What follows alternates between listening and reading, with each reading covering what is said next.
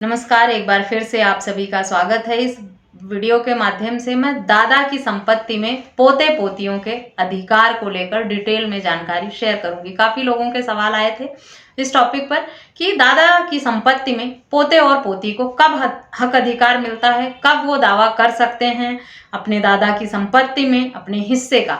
आज की वीडियो इसी टॉपिक पर डिटेल में जानकारी पर आधारित है। एक मामला है उत्तम सिंह वर्सेस सौभाग्य सिंह। ये हिंदू सक्सेशन एक्ट पर आया हुआ कोर्ट का फैसला है। इस मामले में उत्तम सिंह नाम के व्यक्ति ने अपने दादा की संपत्ति में अपने हिस्से का दावा किया था। उसके दादा की मृत्यु 1973 में हो गई थी। दादा की मृत्यु के समय उनकी पत्नी जीवित थी और उनके 4 पुत्र भी जीवित थे। कुछ समय बाद पत्नी की भी मृत्यु हो जाती है। उसके बाद उनके 4 बेटे अपने पिता की संपत्ति पर, पैतृक संपत्ति पर इक्वल राइट के हकदार हो जाते हैं, यानी 1/4 सभी वारिस को मिल जाता है। उसमें से एक हिस्सा जो कि वादी के पिता को भी मिलता है, यानी उत्तम सिंह के पिता को भी उसमें से एक हिस्सा मिलता है, जिस पर उत्तम सिंह ने अपने पिता के हिस्से में आधा हिस्सा उत्तम सिंह द्वारा क्लेम किया गया था पार्टीशन सूट फाइल करके, ये कहते हुए कि वो उनके दादा से मिली हुई संपत्ति है, इसीलिए उसमें वो हिस्सेदार हैं, उसका आधा हिस्सा उन्हें मिलना चाहिए। ट्रायल कोर्ट से मामला खारिज हो गया, मामला हाई कोर्ट पहुंचा, हाई कोर्ट से भी खारिज हो गया। उसके बाद मामला सुप्रीम कोर्ट पहुंचा।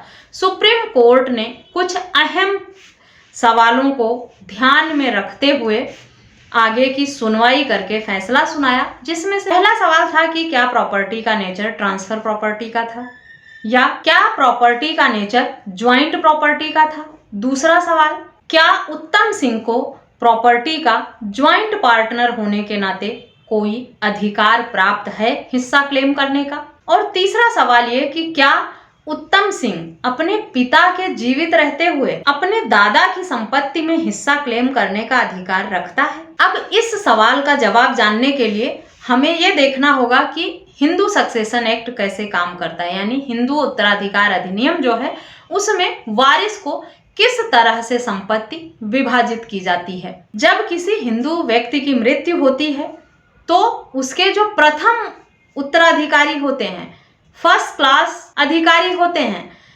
वो होते हैं विधवा, माता, पुत्र और पुत्री। यानी अगर किसी हिंदू व्यक्ति की मृत्यु हो जाती है तो उसकी जो संपत्ति है उसके पहले उत्तराधिकारी जो होंगे, सबसे पहले जिनके नाम प्रॉपर्टी ट्रांसफर की जा सकती है, हक अधिकार होता है सबसे पहला, वो उसके विधवा का होता है, उसकी माँ का होता है और उसके पुत्र या पुत्री जो होते हैं उनका होता है।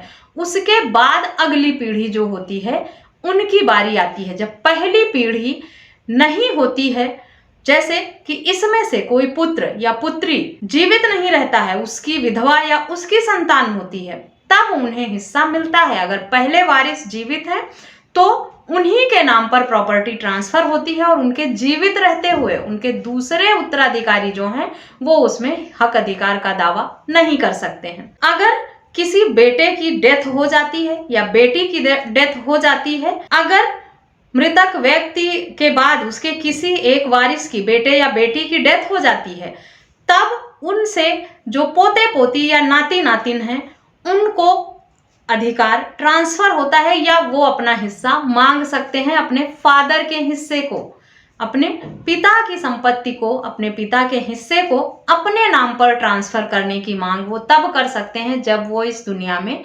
जीवित ना हो। आशा करती हूँ बात समझ में आ गई होगी कि प्रथम उत्तराधिकारी जो है वो पहली पीढ़ी होती है, उसके बाद दूसरी, फिर तीसरी पीढ़ी की बारी आती है।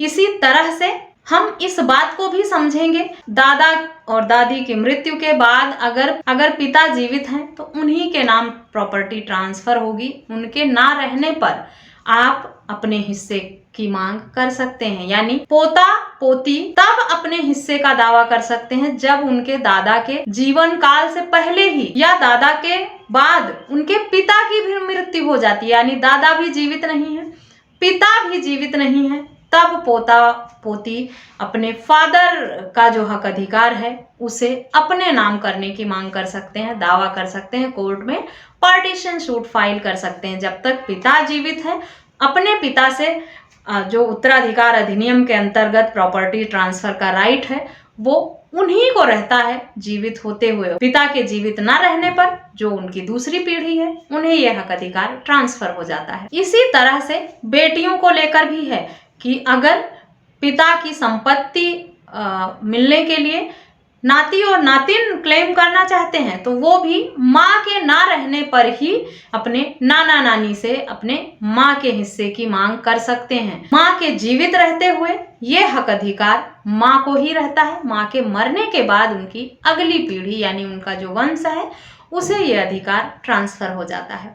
आशा करती हूँ इस वीडियो में दी गई जानकारी आपके लिए यूजफुल होगी। जजमेंट का नाम, जजमेंट की डिटेल वीडियो के डिस्क्रिप्शन बॉक्स से मिल जाएगी, वहां से आप पढ़ सकते हैं, समझ सकते हैं पूरे मामले को। सुप्रीम कोर्ट का आया हुआ ये जजमेंट और निर्देश प्रॉपर्टी के राइट पर आपके लिए बहुत यूजफुल होगा, इसीलिए जजमेंट को पढ़ें और समझें अच्छे से। फिर भी जजमेंट पढ़ने और वीडियो सुनने के बाद अगर कोई सवाल आते हैं तो आप मुझे ईमेल, व्हाट्सएप या कमेंट करके पूछ भी सकते हैं। इस वीडियो में बस इतना ही, मिलते हैं नेक्स्ट वीडियो में, तब तक के लिए थैंक यू एंड बाय।